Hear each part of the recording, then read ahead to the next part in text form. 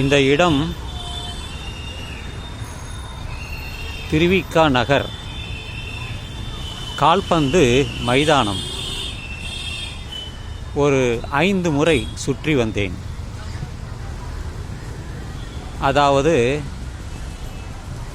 1.5 kilometre சுற்றி வந்த பிறகு மேற்கொண்டு தொடரும் வேறு பாதை வழியாக ஒரு காணொளியை செய்துவிட்டு போவதற்காகத்தான் இந்த இடம் நான் நிற்கிறேன்.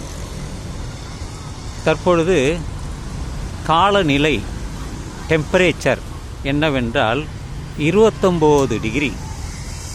அது எப்படி இருக்குது என்றால், நமக்கு இந்த ஊட்டி கொடைக்கானல் என்று சொல்கிறோம் அல்லவா, அந்த டெம்பரேச்சர் தற்பொழுது சென்னையில் இருக்கிறது. குளிராக இருக்கிறது. பலர் மஃப்ளர் எல்லாம் போட்டுக்கொண்டு அவர்கள் நடைப்பயிற்சி செய்கிறார்கள். குளிராகத்தான் இருக்கிறது, ஆனால் மிதமாகவே இருக்கிறது. 29 டிகிரி தாங்கக்கூடிய டெம்பரேச்சர் தான். இந்த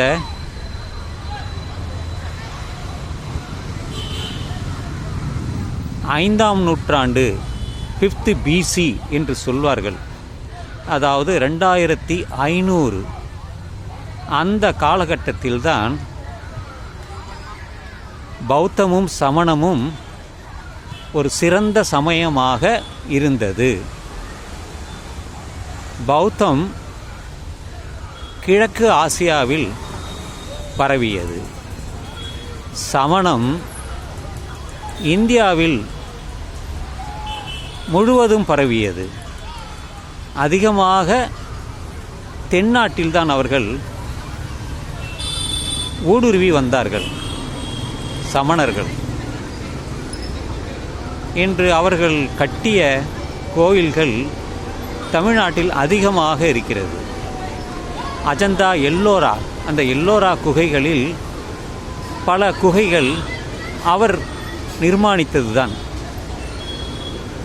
அதாவது குடைந்து, மலையை குடைந்து அவர்கள் அந்த கோயிலை கட்டினார்கள்.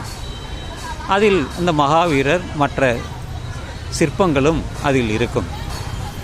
நான் சென்று வந்துள்ளேன்.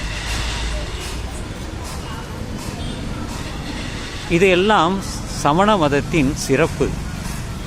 அகிம்சை தான் முக்கியமானது. கடவுள் இல்லை என்ற நம்பிக்கை. கடவுள் இல்லவே இல்லை. பௌத்தமும் சமணமும் கடவுள் இருப்பதாக சொல்லவில்லை. இந்த 1ஆம் நூற்றாண்டிலிருந்து 3ஆம் நூற்றாண்டிற்கு வரை அது இருண்ட காலம் என்று சொல்வார்கள். ஏன் அதை இருண்ட காலம் என்பார்கள் என்றால், இந்த பௌத்தமும் சமணமும் அழியத் தொடங்கியது. அதுதான் 7ஆம் நூற்றாண்டில் அது வளர்ச்சி அடைந்தது. இது அழிந்துவிட்டது. இந்த முன்னுரை தான். இதற்கு பிறகு மேலும் ஒரு காணொளி தொடரும். அதை எதை பற்றி என்றால், திருக்கழுக்குன்றம் மற்றும் கழுகுமலை, இதெல்லாம் சமணர்கள் பற்றிய தகவல் இருக்கிறது. அந்த காணொளியையும் நீங்கள் பார்க்கலாம் என்று சொல்லி, இந்த இரவு நள்ளிரவாகட்டும் நண்பர்களே.